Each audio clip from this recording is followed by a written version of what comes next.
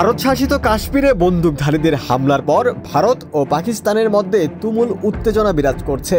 পাল্টাপাল্টি পদক্ষেপে উত্তেজনা কার্যত চরমে পৌঁছেছে এবং এরই মধ্যেই সীমান্তে ভারত ও পাকিস্তানের সেনাদের মধ্যে গোলাগুলির ঘটনা ঘটেছে।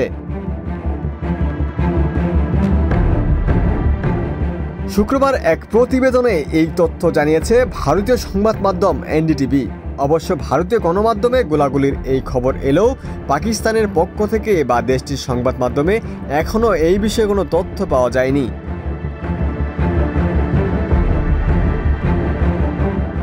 এনডিটিভির প্রতিবেদনে দাবি করা হয়েছে, জম্মু ও কাশ্মীরের নিয়ন্ত্রণ রেখা বরাবর বৃহস্পতিবার রাতের দিকে ভারতীয় সেনা চৌকির দিকে গুলি চালায় পাকিস্তানি সেনারা। জবাবে ভারতীয় সেনাবাহিনীও পাল্টা গুলিবর্ষণ করে। সেনা সূত্রে জানা গেছে, এই গোলাগুলিতে কোনো হতাহতের ঘটনা ঘটেনি।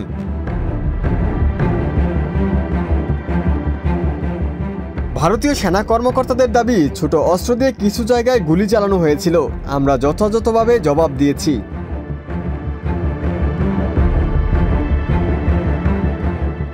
এই ঘটনাটি ঘটল এমন এক সময় যখন পেহেলগামে পর্যটকদের উপর ভয়াবহ হামলায় ২৬ জন নিহত হওয়ার পর ভারত পাকিস্তান সম্পর্ক আরও উত্তপ্ত হয়ে উঠেছে। নিহতদের মধ্যে একজন নেপালি নাগরিকও ছিলেন। এদিকে কাশ্মীরের পেহেলগামে বন্দুকধারীদের হামলার পরে প্রথমে ভারত ও তারপরে পাকিস্তান একে অপরের বিরুদ্ধে একগুচ্ছ কড়া ব্যবস্থার ঘোষণা দিয়েছে।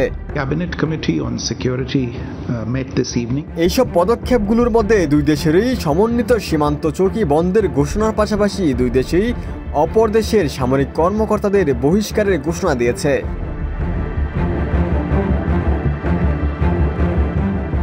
ভারত বুধবার ঘোষণা করেছিল, সার্ক দেশগুলোর জন্য ভিসা ছাড় প্রকল্পের আওতায় যেসব পাকিস্তানি নাগরিক বিশেষ ভিসা পেয়েছেন তা বাতিল করা হলো।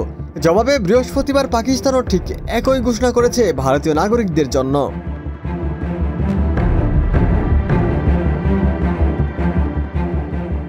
এছাড়াও ভারত সিন্ধু নদের পানি চুক্তি স্থগিত করেছে। জবাবে পাকিস্তানও বেশ কিছু পাল্টা করার সিদ্ধান্ত নেয়। দেশটি ভারতের সব ফ্লাইটের জন্য পাকিস্তানের আকাশপথ বন্ধ করে দেয়, দুই দেশের মধ্যে বাণিজ্য স্থগিত করে। এছাড়া ইসলামাবাদে ভারতীয় হাই কমিশনে কর্মরত কূটনীতিকদের সংখ্যা ৩০ জনে নামানোর নির্দেশ দেওয়ার পাশাপাশি ভারতীয় নৌ, বিমান ও সামরিক উপদেষ্টাদের ৩০ এপ্রিলের মধ্যে পাকিস্তান ছাড়তে বলা হয়েছে।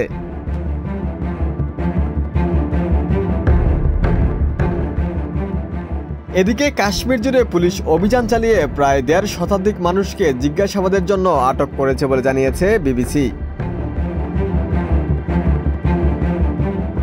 এর আগে গত মঙ্গলবার ভারত নিয়ন্ত্রিত জম্মু ও কাশ্মীরের জনপ্রিয় পর্যটন কেন্দ্র পেহেলগামে বন্দুকধারীদের এক হামলায় অন্তত ২৬ জন নিহত হয়।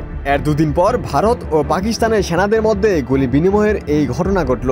কাশ্মীরে হামলার ঘটনায় প্রতিবেশী দুই দেশের মধ্যে উত্তেজনা ব্যাপকভাবে বেড়ে গেছে।